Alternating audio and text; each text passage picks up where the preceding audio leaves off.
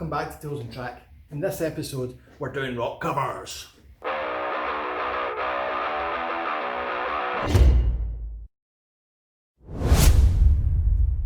What? Oh, we're doing rocker covers. Rocker covers. That could be a rock god. So what we're going to do, strip these down and repaint them. Now, whilst these are Rover V8 specific, the same rules apply for anything, whether it be a cam cover or a rocker cover. These have been overhauled not too long ago, and I repainted them in VHT black, but they're a bit plain looking. I mean, this is a turbocharged Rover V8 and it's just got flat black rocker covers. Nah, not really feeling it anymore, so it's time to tart these up a bit and make them look a bit more special. Also, because Noisy Boy is running boost, this little guy is starting to worry me a wee bit. As you can see, it's coked up pretty hard, but it's actually a crankcase breather. Now, as you'll note through some of our previous works, we're running a crankcase ventilation system because there's a potential for this to be a bit more pressurised. This, therefore, needs to go. So we've picked up a later set of what's called Thor manifolds. I think these come from the new generation of Range Rover. Differences include, one side is pretty much just a plain rocker, whereas it was a flame trap on this tier corresponding side. This is now gone and replaced with a single ventilation tube, which ventilates. And the other side has an oil filler cap, which is useful because we want to retain that. And it's also got a wee vent tube as well. So each bank of the V8 is still going to have pressurisation control. So first step for anything, we need to not wheel these down with one of these, joy, and get it ready for paint. So, back in a minute. Now it's time to think about painting. I'm not just going to go basic black with this again. No, there's going to be excitement. High temperature red. Don't worry, I'm not doing the full rocker cover in this because I'll show you what I mean. There we go. Done. Not really. Ignore the overspray. None of that will matter. What we're looking for is a nice hefty coat of red sitting in those veins. So, let that dry for a bit. Before we go any further, we've got all our top painted red. What I'm going to do next is start buffing this down before we put the black coat on the sides. I'm going to have all the raised part of this sort of polished, I hope. I'm going to start with some 240 grit. Well, isn't this paint tough? The thing about sandpaper is, ain't nobody got time for that. Well, that's the paint off. It's getting brighter. Getting kind of bored of waiting now. Time to bring in some air support. This is 600 grit, by the way. Knife. Right. Now for some black paint. Crinkle paint. That's the first coat of wrinkle black. I've got to be honest, I've seen more wrinkly paint. I'm guessing there's a reaction that's due to happen when it hits oxygen, because at the moment there ain't much going on. Apparently you need 3 heavy coats of this for it to wrinkle.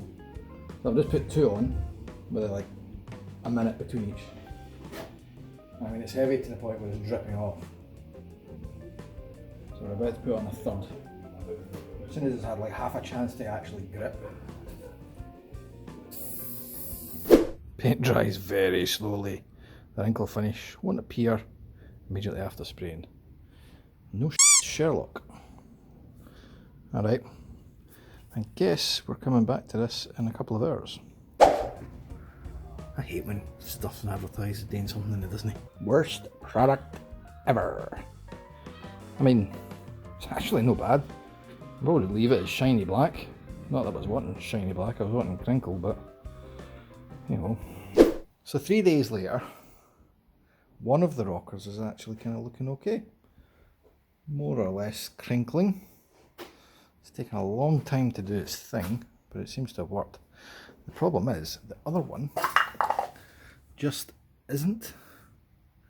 In fact, I'd go as far as to say that looks absolute garbage. So I've just put yet another coat on. I'll see what that does for it. This crinkle paint's got a fancy little nozzle on it, which apparently saves on finger ache and gives them different little spray pattern, which is, you know, great until you forget which way around it goes. So whatever you do, check the nozzle so you don't look like an absolute fanny like I do. Another, well, a week after a few more coats of this, and I think I've got like 17 coats of crackle paint on this, and it's crap. It's just absolute shit. Nothing for it. You, sir, have failed to crinkle. Plan B. I guess we're back to normal black, which is better than nothing, and certainly better than a crap half wrinkled finish. So let's unmask and see how we did.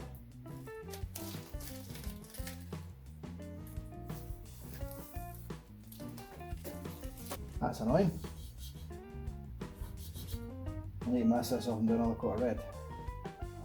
Jesus, man. There must be an easier way. We're using little 600 grit guides that I was using on the orbital, which obviously the orbital, if you think about it, is orbiting, so it's not going to give straight line polish finish, it's going to just agitate. So I've took these off, and now we're doing this, which is actually bringing up a shine. So that's good. This is going to take forever. That is looking a lot better. I feel like I should have banjo music playing and a strand of hay hanging out my mouth.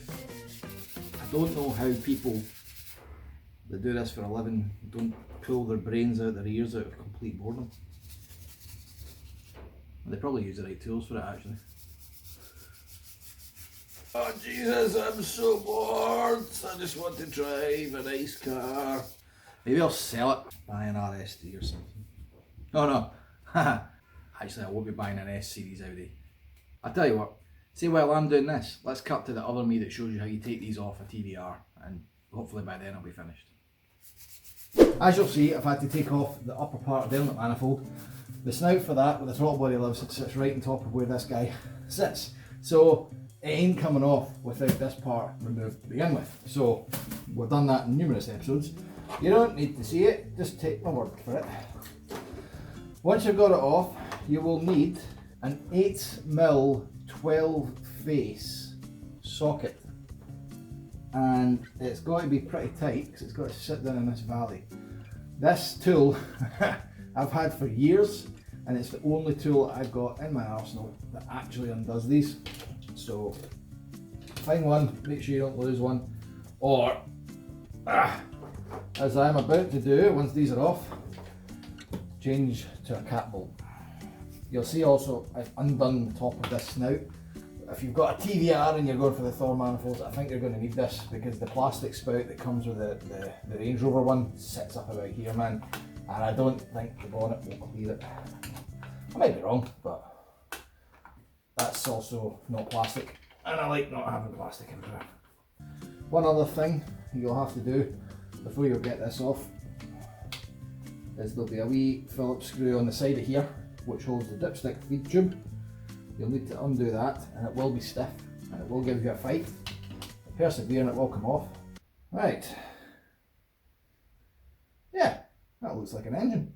To remove the rocker cover on this side of the TVR, it's equally as problematic, for there are things that will be in the way. First of all, you will have a flame trap and a breather. Your breather will most likely go down to here and be part of the intake system.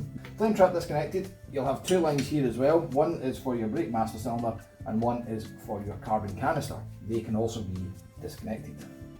Another thing you will definitely have to do on a Chimera of the newer vintage anyway, there will be coolant lines that run back here on this side and they tie into the heater hoses here. Mine are off, which is not helpful for the demonstration. But you will probably have to move these at least back and out the way, or if it's easier, just take the whole pipe assembly off completely. So just to demonstrate if you can get away with the fuel lines or not, let's have a try. Yeah. On mine, you can get away with it because my brake lines have got a lot of clearance.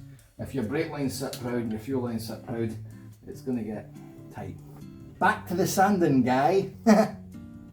He's having a fun time, isn't he? Do you ever feel like you're going one step forward and two steps back? Right, so we've managed to get a nice finish. It's nice and red inside, which is good. However, my polishing appears to have scuffed the edge of the black. Right. So I've now established exactly what this process needs to be. Polish it first, then when it's polished, you can blow red into the veins, because then you can wipe it off the polished bits immediately because the paint's not going to bond to that. Then once you've done all that, mask the top and paint the rest black. So everything that I've done, do the opposite. Looks a lot better. Happy with that. So now we need to go to the next stage to get these ready to fit to the engine, and that is gaskets. Now, I favour the rubber ones, which I think most folk probably do by this point. The cork ones, I don't know. There might be some merit in using them. I've never found it. I find they warp and they leak too easy. The rubber ones give a pretty good seal. However, that's not to say that I trust them, because I don't. So what we're going to do in this instance is clean all our gasket surface area. For that, I'm going to use the back end of this knife. Once you've got all this chiselled off, run a bead of silicone just in at this inside edge where the edge of the gasket's going to sit and face. Then I'm actually going to seat the gasket in here and just let it sit for maybe 10 minutes so that it starts to tack. That means that when you lift this up, turn it upside down, get it to fit to the engine, the gasket's already in the place it needs to be, and you're not going to have it flopping about trying to line it up. Make sure that it sits, because the gasket will sit in this little channel, and if it doesn't, you're gonna get a leak.